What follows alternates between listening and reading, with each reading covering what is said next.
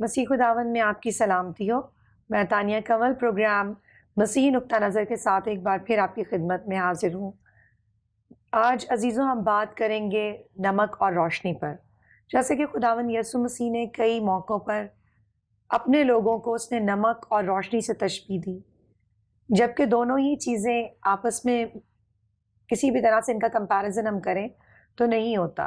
रोशनी जो है वो एक लाइट है और जो कि पार्टिकल्स की बनी हुई है, जबकि नमक जो है वो एक सल्यूट है और हमें ज़मीन का नमक और दुनिया का नूर कहा गया है।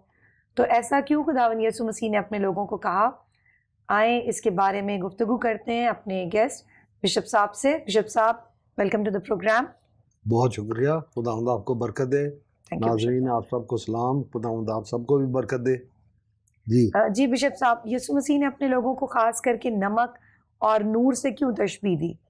जाहिर है कि इसके मतलब हैं और ये दोनों चीज़ें बहुत मानी खेज हैं रूहानी दुनिया में और हमारी शख्सी ज़िंदगी में और हमारी गवाही में। दोनों चीज़ें बहुत अहम हैं और इसी वास्ते खुदावंद यसु मसीह ने कहा कि आप दुनिया का नूर हो, आप ज़मीन के नमक हो। जी। अब इन दो ये जो आप शुरू में फरमा रही थी, कह रही थी कि ये दोनों मुतज़ाद चीज़ें हैं। जी। एक खसूसियत रखता है जायके की, अपना उसमें ये किस चीज़ों को महफूज करने की भी क़ुव्वत होती है, वो है नमक। तो नमक अपने अंदर खसूसियात रखता है। रोशनी किसी मंबे से आती है, मतलब वो उसका कोई सोर्स होता है किसी जगह से। अगर आप मिट्टी के तेल की लालटेन जलाएंगे तो वो तेल और उसकी वो जो बत्ती है वो उसको रोशनी देगी। अगर आप बिजली के साथ कनेक्टेड हैं तो बल्ब को रोशन करेंगे तो वो कनेक्शन होगा, तो वो बल्ब जलेगा। मतलब वो उसका कोई मंबा होता है, सोर्स होता है। अब यहाँ पर खुदावंद यसु मसीह हमें यही बता रहे हैं कि तुम ज़मीन का नमक भी हो, कि ये एक बात फ़र्क है, इस फ़र्क को समझने की कोशिश करो। तुम ज़मीन के नमक हो, दुनिया के लिए नमक की तरह मैंने तुम्हें यहाँ रखा है। तुमने इस दुनिया को जायका भी देना है और ये खसूसियत तुम्हारे अंदर होनी चाहिए। मैं इसको इस तरह से समझने की कोशिश करता हूँ कि हमारी जो रूहानी ज़िंदगी है उसमें हमारे बदन की भी एक जगह है, उसका मुकाम है। हमारी ज़िंदगी वो रूह, बदन, जिस्म, जान, ये सारी चीज़ों से मिलकर बनती है। लेकिन जो हमारी शख्सियत नज़र आती है लोगों को, उसमें हमारे चेहरे से शनाख्त शुरू होती है, हमारी हरकत और सकनात से हमारी शनाख्त होती है, हमारी गुफ्तगू से शनाख्त होती है। यानी मेरी अपनी एक शख्सियत है। वो शख्सियत कैसी है, लोगों को कैसे नज़र आती है। यहाँ पर जो इशारा है वो शख्सियत के बारे में है कि एज अ शख्सियत, एक शख्सियत के तौर पर तुम दुनिया के लिए नमक की जगह रखते हो। तुमने जायका भी देना है और इस दुनिया को तुमने महफूज भी करना है। समझ, नमक महफूज भी करता है। महफूज करने की जगह जब ये जानवरों की खालें उतारी जाती हैं या बहुत सारी चीज़ें हैं उनको नमक लगाया जाता है, तो वो नमक जो है हिफाजत करता है, महफूज करता है, बैक्टीरिया से बचाता है, जरासीमों से बचाता है। तो ये दोनों काम खुदा ने एक ईमानदार के सुपुर्द किए। शख्सियत के ज़रिए हमारे अंदर से खुदा की बादशाहत का जायका नज़र आना चाहिए। और खुदा का कलाम ये कहता है कि अगर इस शख्सियत में से या किसी भी ईमानदार की ज़िंदगी में से ये नमकीनी या ये खसूसियात ये निकल जाएं तो फिर वो किस काम का है, सिवाय इसके कि वो फेंक दिया जाए। फिर वो खुदा की बादशाहत के काम का नहीं है, फिर वो कलीसिया के किसी काम का नहीं है। तुम्हारी ज़िंदगी इसी तरह की होनी चाहिए। तुम्हें याद रखना चाहिए, तुम्हारी शख्सियत ऐसी होनी चाहिए कि उसमें खुदा की बादशाहत का जायका भी हो, उसमें खुदा की बादशाहत का महफूज महफूज करने से यहाँ मुराद जो समझ आती है वो ये है कि हमारी ज़िंदगी तब महफूज होती है जब वो खुदावंद यीशु मसीह में होती है, तब वो हमेशा की ज़िंदगी बनती है। आपके स्पुर्द ये काम किया गया है, आपकी शख्सियत के स्पुर्द ये काम किया गया है कि आप नमक के तौर पर आप अपनी ज़िंदगी को इस्तेमाल करें और नज़र आए। दूसरी बात है नूर की। आप अपनी रोशनी कहाँ से लेते हैं? खुदावंद यीशु मसीह ने बिलाखिर ये कहा कि तुम्हारी रोशनी आदमियों के सामने चमके, और हम ये जानते हैं और ये कह रहे हैं कि नूर का कहीं ना कहीं से सोर्स होती है, जहाँ से वो आता है, वो उसका कोई मंबा होता है जहाँ से आपने रोशनी लेनी है, किसी जगह से आपका कनेक्शन होता है। तो खुदावंद यीशु मसीह फरमा के बारे में लिखा है कि उसमें ज़िंदगी थी और वो ज़िंदगी आदमियों का नूर थी। ये यूहन्ना की इंजील उसके पहले बाब की 4वीं आयत में लिखा है कि उसमें ज़िंदगी थी और वो ज़िंदगी आदमियों का नूर थी। अगर मैं उस नूर के मंबे के साथ जुड़ा रहूँगा, और फिर आप याद करें कि हम गुज़िश्ता कई प्रोग्रामों में जब कलीसिया के बारे में ज़िक्र करते रहे हैं, तो उसमें हम ये कहते रहे हैं कि जो नया यरूशलेम है, शहर मुक़द्दस कलीसिया, उसमें खुदा का जलाल है और खुदा का जलाल होना चाहिए।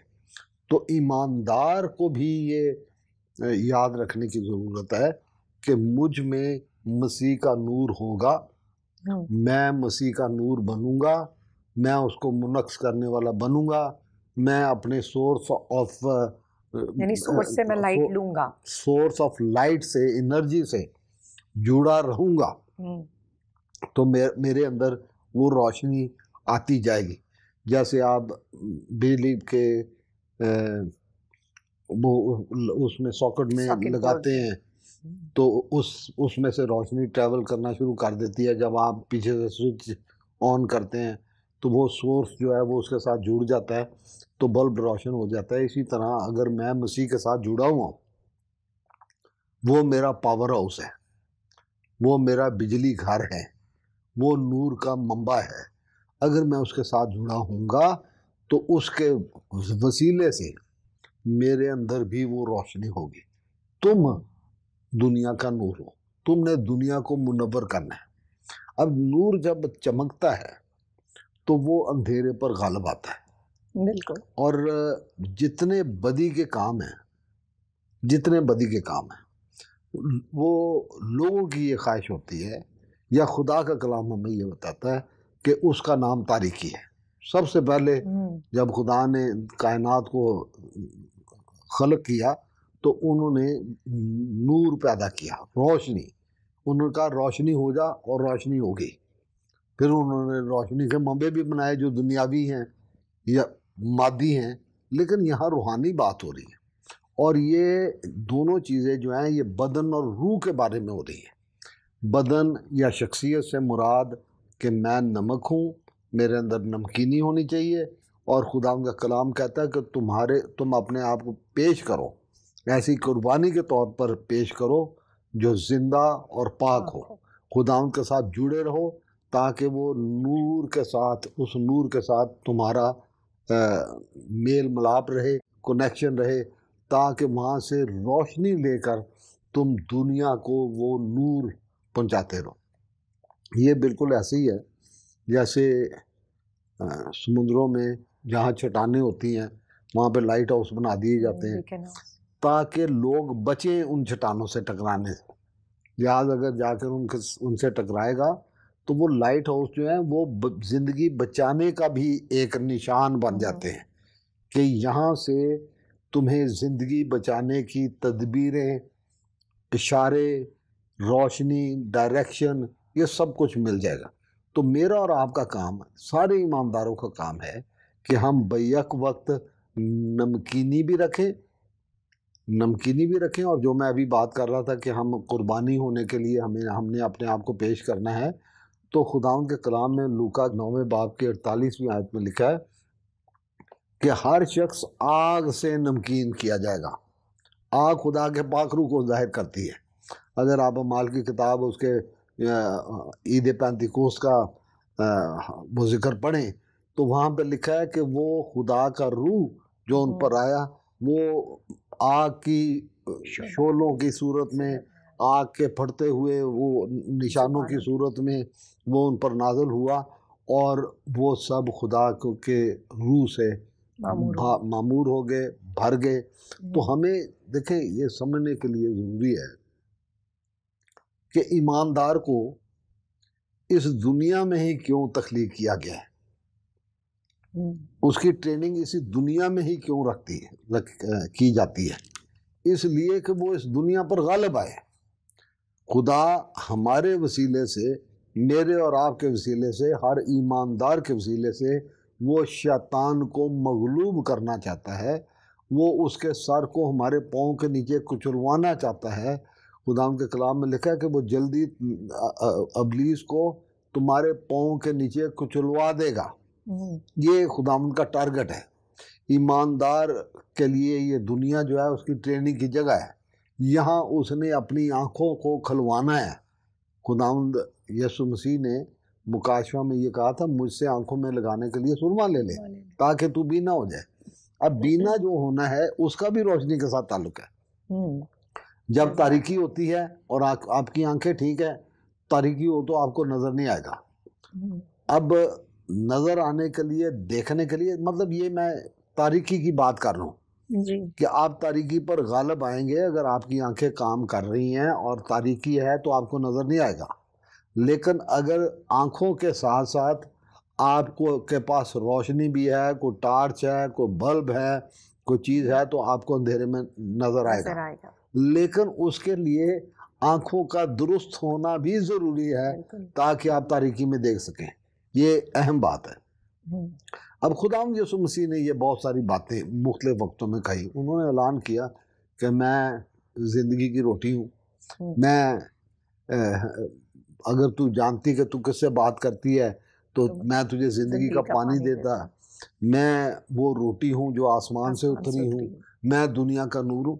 उसकी वजह ये थी कि जो उस ज़माने के शरअ के आलम थे वो ये समझते थे और सही समझते थे कि जो ज़िंदगी है उसका दारोमदार 3 मेन चीज़ों पे है। वो रूहानी जो वैल्यूज़ हैं, कदरें हैं, जो अहम बातें हैं, उन पर वो ज़्यादा ध्यान नहीं देते थे, ज़ाहिरी बातों पर ज़्यादा ध्यान देते थे। इसी वास्ते खुदावंद यीशु मसीह फ़कीहों और फरीसियों को सफ़ेदी फिरी हुई कब्रें और बहुत सख्त अल्फाज उन्होंने इस्तेमाल किया। और ये फ़र्क जो है ये हर ज़माने में होगा। हमें ये समझने की ज़रूरत है कि पानी, रोटी और रोशनी, सूरज चमकेगा तो फसल होगा, पानी होगा तो सरसब्ज़ जगह होगी, हरियाली होगी, वरना वो ज़मीन जो है वो सहरा बन जाएगा। रोटी खाएगा तो आदमी जिंदा रहेगा। लेकिन अजीब बात है कि आदमी इसलिए रोटी खाता है कि वो जिंदा रहे, लेकिन रोटी खाते खाते ही वो मर जाता है। रोटी खाते खाते ही वो मर जाता है। अगर हम जिस्मानी तौर पर, शख्सियत के हवाले से खुदावंद के इन पैगामात पर गौर करें और अपने आप को संवारे और अपने आप को आरास्ता करें कि मैं कुर्बानी हूँ, मुझे खुदावंद यीशु मसीह ने आग के ज़रिए से नमकीन करना है। अगर मेरे अंदर नमक का जायका होगा तो मैं दुनिया को जायका देता रहूँगा, दुनिया की हिफाजत करता रहूँगा, उनको हमेशा की ज़िंदगी का पैगाम मिलता रहेगा। मेरा मकसद, मेरा ईमानदार होने का मकसद, मेरा गवाही का मकसद, मेरा खुदावंद यीशु मसीह के साथ जुड़े होने का मकसद पूरा होगा। और जहाँ पर मैं हूँगा वहाँ मैं तारीकी पर गालिब आऊँगा। तारीकी रोशनी पे गालिब नहीं आती, रोशनी तारीकी पे गालिब आती है। जहाँ पे एक बहुत अंधेरा हो, एक मोमबत्ती जला दें तो वो उस अंधेरे पर गालिब आ जाएगी, दूर से नजर आएगी, ठीक है। लेकिन तारीकी जो है वो नूर पर गालिब नहीं आ सकती। तुम दुनिया का नूर हो, तुमने उस तारीकी पर गालिब आना है। तारीकी शैतान को, शैतानियत को, शैतान के कामों को, उसके हीलों को, उसकी तदबीरों को, उसके कामों को जाहिर करते हैं। अच्छा बिशप साहब, आपने बात की थी बादशाहत का जायका, तो ये जो बादशाहत का जायका, इससे आपकी क्या मुराद है? देखिए, इसके लिए बड़ा आसान है कि हम दुनिया की जो मौजूदा हुकूमतें हैं उनको देखें। हर हुकूमत की कुछ ना कुछ तारीफ है कि वो हुकूमत है, वहाँ पे बोलने की आज़ादी है, कानून है, और हमारे मुल्क के बारे में, इंडिया के बारे में, ईरान के बारे में, सीरिया के बारे में, इराक़ के बारे में, अफ़गानिस्तान के बारे में कि यहाँ पे जंगी हालात हैं, ज़िंदगी महफूज नहीं है। मतलब देखने से, पढ़ने से, समझने से, अखबार पढ़ने से, टीवी देखने से हमें पता चलता है कि ये दुनिया किस तरह की दुनिया है। जब हम खुदावंद यसु मसीह की बादशाहत की बात करते हैं तो हम जो उसके एलची हैं, हमारी गुफ्तगू से ये पता चलेगा कि खुदा की बादशाहत कैसी है। हमारी शख्सियत से पता चलेगा कि खुदा की बादशाहत कैसी है। हमारी मोहब्बत से पता चलेगा कि हमारे अंदर बर्दाश्त कितनी है। बर्दाश्त अगर मोहब्बत का जुज़ ना हो तो वो मोहब्बत बेकार है, और मोहब्बत किसी की गलतियों का रिकॉर्ड नहीं रखती। उसके पास रजिस्टर नहीं है कि मैंने गलती की है। तो वहाँ खुदाम का कलाम कहता है कि हमारे गुनाह अरगवानी भी क्यों ना हो, वो धुल कर यसु के लहू में धुल कर बर्फ़ की मानद सफ़ेद किए जाएंगे। तो मकसद ये है, खुदा की बादशाहत का जायका हमारी ज़िंदगियों से, हमारी गवाही से, हमारी गुफ्तगू से, हमारी मोहब्बत से, खुदा के बारे में जो इल्म हम रखते हैं उस इल्म का जब हम बयान करते हैं, उन बातों को हम बयान करते हैं जो खुदा की मोहब्बत को जाहिर करती हैं। जब आप जाकर उसके साथ अहद बांधते हैं वफादारी का, जब आप जाकर उसके सामने हथियार डालते हैं, जब आप उसको अपना बादशाह मान लेते हैं, अपने आप को उसके आइन के ताबे कर लेते हैं, तो वो हमें अपनी बादशाहत के सफ़ीर और एलची बना देता है। हमें वो खुदा के घराने के लोग बना देता है, हमें अपनी बादशाहत के लोग बना देता है। तो बादशाहत का मतलब ये है कि मैं ये जाहिर करूं कि जो खुदा है वो कितनी मोहब्बत करने वाला खुदा है, वो कितनी बर्दाश्त करने वाला खुदा है, वो कितना तहम्मुल करने वाला खुदा है कि वो तहम्मुल करके ठहरा रहता है, क्योंकि किसी की हलाकत नहीं चाहता, चाहता है कि सबकी तौबा तक नौबत पहुँचे। तो खुदावंद चाहता है कि हम भी ऐसा ही करें, हम दुनिया का लाइट हाउस बन जाए, लोगों को बचाने का ज़रिया बन जाए, हम दुनिया में नमक को की तरह खुदा की बादशाहत का जायका उनको चिखाने वाले बन जाए। तो हमने भी खुदा की बादशाहत की मार्केटिंग करनी है। तो ये खुदा की बादशाहत है, ये मेरा खुदा है, ये उसका किरदार है, ये उसकी कुर्बानी है, ये उसका तजस्सुम है, ये यहाँ तक कि उसने आपके सारे गुनाहों को माफ़ करने के लिए आपके ख़िलाफ़ जो हुक्मों की दस्तावेज थी, हुक्म होता है ऑर्डर, और यहाँ मतलब होता है कि जो कोर्ट ने आपके खिलाफ ऑर्डर कर दिया है, तो जिसने गुनाह किया है वो मौत का हकदार है। तो खुदावंद यसु मसीह ने हुक्मों की वो दस्तावेज हमारे नाम के आगे से मिटा दी है। अब खुदा हमें नई ज़िंदगी देने के लिए सिर्फ दावत देता है कि ये ज़िंदगी है, और हम उसके मार्केटिंग एजेंट हैं, मतलब उसके नुमाइंदे हैं। खुदा की बादशाहत को अगर हम जानते हैं और उसको दुरुस्त लफ्ज़ों में हम लोगों के सामने पेश करते हैं, तो कोई भी ये नहीं चाहेगा कि मैं मर जाऊं। लोग अपनी सुस्ती की वजह से, लोग अपनी लापरवाही की वजह से, लोग अपनी लाइल्मी की वजह से, तारीकी में होने की वजह से, आंखें ख़राब होने की वजह से, अगर हम उनको कहें कि ये लो, यसू आपको सुरमा देता है और मुफ्त देता है, अपनी आंखें तो, रूहानी आंखें तो खोलो, ताकि आपको अपने मुकाम का पता चल जाए, आपको अपनी मिरास का पता चल जाए। हमारी मिरास खुदा की बादशाहत है। तो अगर हम उस मिरास को हम जानते नहीं तो उसको लोगों के सामने जाहिर क्यों करेंगे, कैसे करेंगे? अब कलीसिया, जैसा कि हम ओवरऑल देखते हैं सारी दुनिया में, वो कमज़ोर क्यों है? कमज़ोर इस वजह से है कि जो बातें खुदा की बादशाहत की बातें हैं, ज़िंदगी की बातें हैं, जो खुदावंद चाहता है कि हम समझें, अगर हमारी आंखें बंद हैं और हमने वो देखी नहीं है तो हमारी कमज़ोरी है। हमें किसी ने गाइड नहीं किया कि हम खुदावंद यीशु मसीह से आंखों में लगाने के लिए वो सुरमा ले लें, या ज़िंदगी की उस रोटी को खा लें, या हम ज़िंदगी का वो पानी पी लें। खुदावंद यीशु मसीह ने कहा उसके अंदर से पानी की नदियाँ जारी हो जाएंगी। तो अगर मैंने वो पानी पिया ही नहीं जो ज़िंदगी देने के लिए ज़रूरी है, वो खुराक नहीं खाई जो जिंदा रहने के लिए ज़रूरी है, मैं उस बादशाह को देख नहीं पाया, समझ नहीं पाया, जिसकी कोई बहुत ज़्यादा शर्तें नहीं है, बड़ा आसान रास्ता है, बड़ा इजी रास्ता है, लेकिन और बड़ा ठोस रास्ता है। तो फिर कसूर किसका है?